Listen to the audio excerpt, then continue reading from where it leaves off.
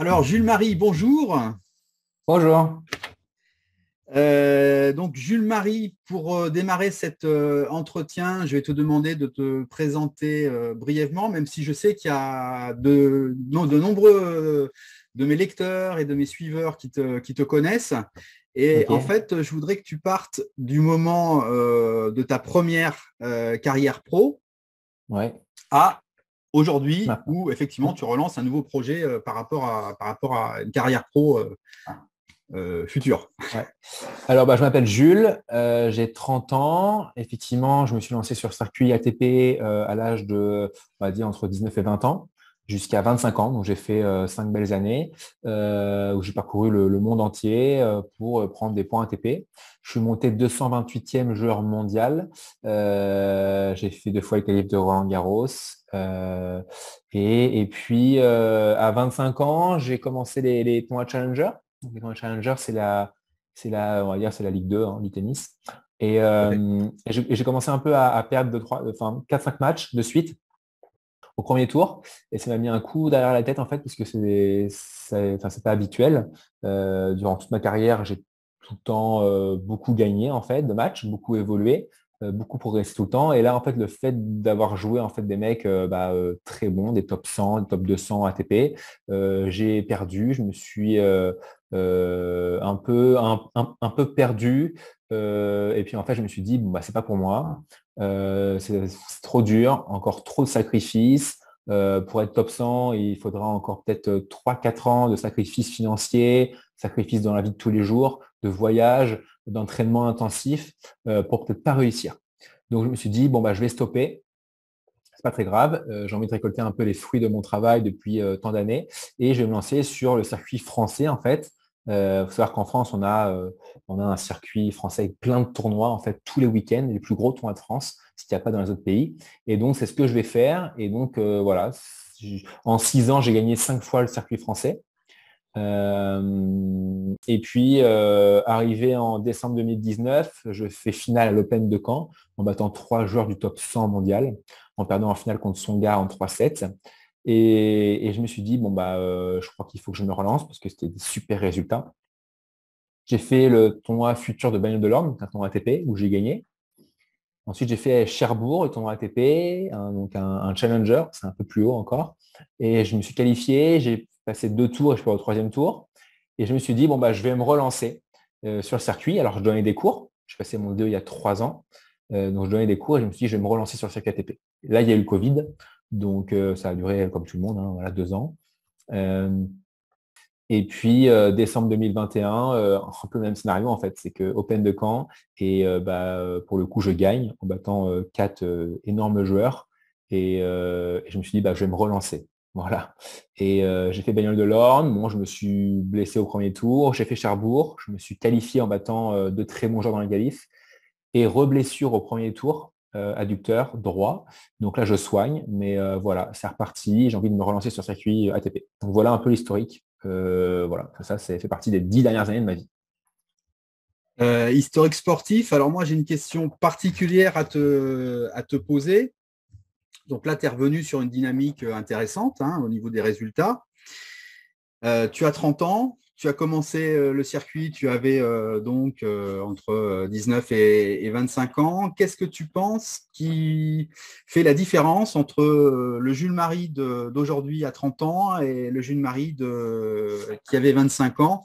Vincent. Quelles sont des forces que tu as acquises? Quelles sont les choses qui sont moins bonnes? Voilà, est-ce que tu Bah, peux alors dire? clairement, je joue pareil. Tennistiquement, je joue pareil. J'ai le même niveau de jeu. Ce que j'ai amélioré, c'est la confiance en moi, je pense, l'expérience. Et mentalement, je suis beaucoup plus fort. C'est-à-dire que avant, c'est vrai que de toute façon, c'est évident, hein, mais quand tu arrives à Roland-Garros ou tu vas en Australie et que tu vois des joueurs que tu vois à la télé habituellement, ça intimide un petit peu. Tu te dis comment je peux gagner contre un mec comme ça, qui est 70e mondial. Quand on n'a jamais battu, là, c'est difficile de se dire je vais le battre. Et donc finalement, depuis 5 ans,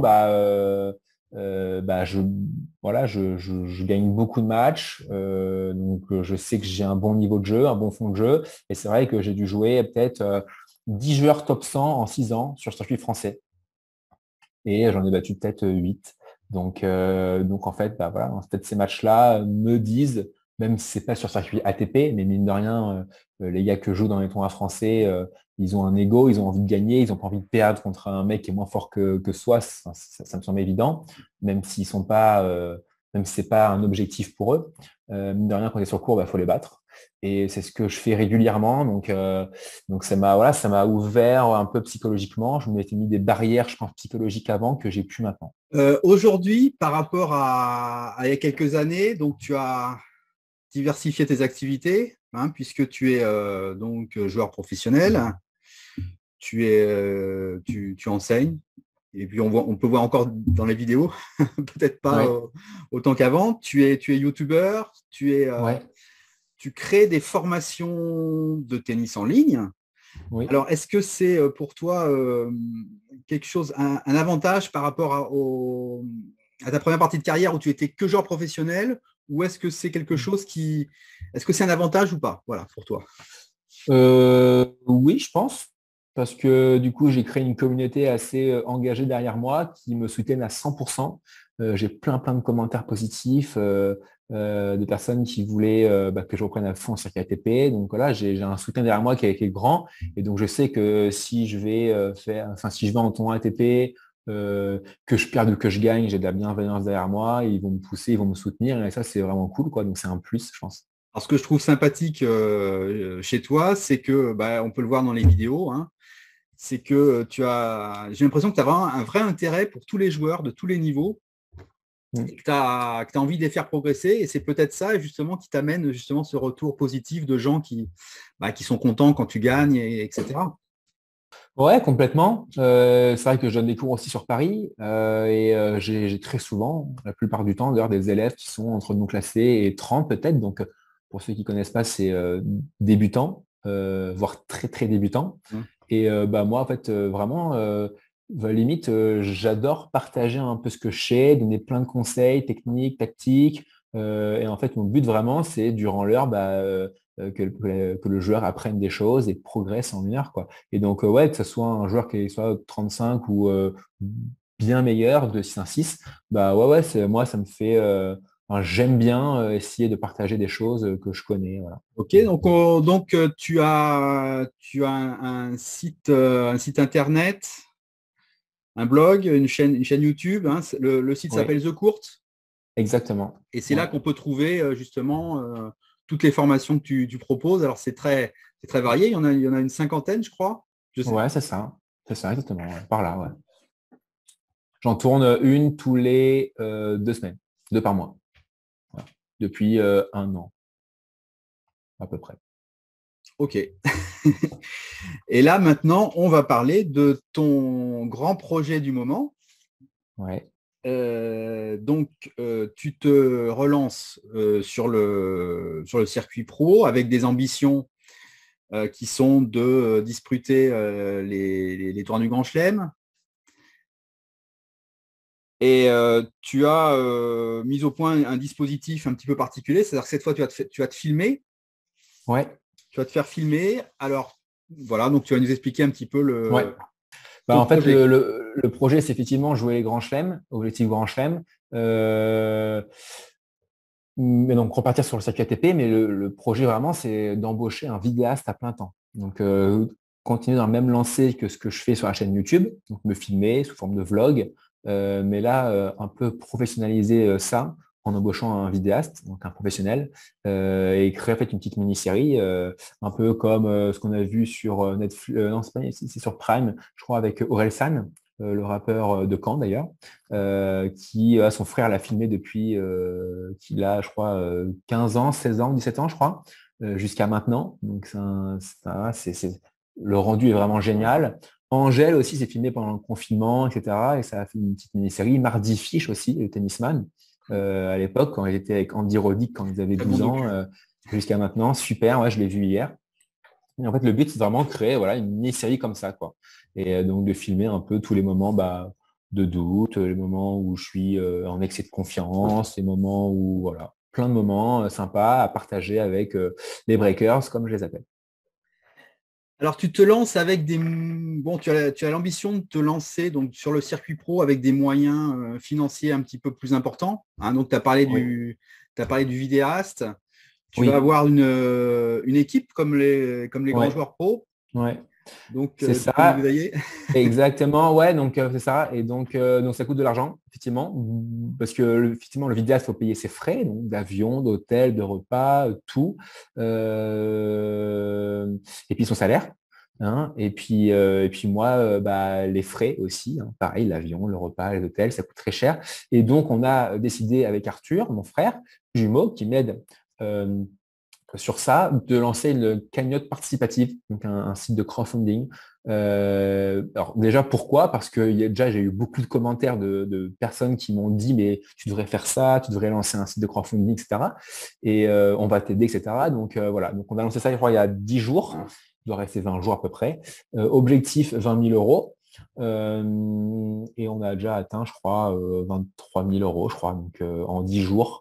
Donc, ce qui est juste énorme. Il reste encore 20 jours. Ou non, c'était 30 jours et 35 jours, ça. Donc, il reste 20 jours à peu près. Donc, voilà. Donc ça c'est super. Plus, on essaye de chercher un sponsor ou deux, trois qui vont aimer le projet et vouloir participer à ce projet. Voilà, donc si on arrive à récolter un peu d'argent pour pouvoir tenir 7, 8, 9, 12 mois Mm. cette année pour embaucher vraiment le vidéaste à plein temps et puis créer cette petite mini-série, ça peut être vraiment top de montrer un peu les coulisses du circuit ATP, quoi. D'accord. Alors, pour que les gens se rendent compte un petit peu des frais d'un joueur pro, bon, j'ai lu sur ton profil LinkedIn, donc 20 000 euros, en fait, tu tiens un mois, un peu plus. Bah ouais, parce que alors euh, il y a le vidéaste à embaucher. J'ai 30 ans, donc je suis plus tout jeune. Donc on aimerait aussi faire venir un kiné à plein temps. Alors, pas un coach pour l'instant de tennis, parce Mm. que je pense que tennistiquement, je me connais vraiment par cœur et que tout de suite, en étant presque pas classé l'ATP, bah, ça devrait aller. Et si je me rapproche du top 300, 200, pourquoi pas à ce moment-là faire venir un coach. Mais pour l'instant, je pense que j'ai plus besoin d'un kiné, d'un ostéo et du vidéaste. Donc, ça coûte énormément cher. Effectivement, si donne un salaire de 3 000, 3 500 euros à un vidéaste qui est là à plein temps, donc ce n'est pas non plus dingue comme salaire, plus kiné pareil, plus les frais que ça engendre, on se rapproche vite de 15 000 euros par mois, quoi. Alors, Donc bon, sur une année, ça fait beaucoup. moi, j'ai trouvé ce projet vraiment très, très sympathique et très, très astucieux, je dirais. Ok, On va parler un petit peu des… Donc, moi, je vais encourager mes lecteurs, ceux qui me suivent, à rejoindre un petit peu l'aventure. c'est gentil. Et tu, tu vas nous parler un petit peu des bonus, hein, parce que le Oui, principe du financement participatif, c'est voilà, les personnes donnent une somme et puis en contrepartie, ils ont petite exactement. gratification. Donc en fait, il y a deux options. C'est soit on fait un don et on ne veut pas de contrepartie, soit on fait un don avec une contrepartie, donc c'est sur le site internet. Donc je crois que 9 euros, alors 9 euros, je cite ton nom dans une vidéo YouTube. 49 euros, on va faire un énorme apéro virtuel sur Zoom. On sera peut-être 50, je ne sais pas. Et à partir de 99 euros, je crois, ou 79 euros, je ne sais plus, la contrepartie, c'est une formation en ligne que j'ai faite. Donc il y a le choix dans tout mon catalogue de formations, dans les 50 formations que j'ai tournées. Et puis bah, au-dessus, hein, tu peux avoir 3 formations au prix de 79 euros la formation, je crois. Et puis ainsi de suite. Puis aussi un stage à 2500 euros avec moi en one-to-one sur 2 jours. Voilà. Mais il y a déjà 2 personnes qui ont pris le stage. Donc c'est fou. C'est C'est énorme. c'est parfait. Génial. Ouais. Oui, tes formations d'ailleurs, bon, je vais te donner un petit mot. Voilà, c'est très complet, moi je trouve. Ouais. Il y a pas mal d'aspects tactiques. Et puis Oui. il y a de la Oui. technique aussi, avec des belles Oui. démonstrations. Voilà. Oui, en fait, quand on a créé ça au début, on a fait un peu plus de technique au début, et après, on fait tactique et mental, et on a vu qu'en fait, tactique et mental, c'est ce qui était le plus apprécié, on va dire, par ceux qui prenaient les formations. Donc tous les liens pour visiter The Court, les formations et puis pour participer. Si vous voulez participer au projet, à l'aventure, ce sera en description de la vidéo. Super, Et je vais te super. remercier Jules pour ce C'est gentil. moment Merci à toi de passé m'avoir accueilli. ensemble et puis C'est gentil. peut-être à bientôt. À bientôt, sans problème. Merci beaucoup de m'avoir accueilli sur ta chaîne.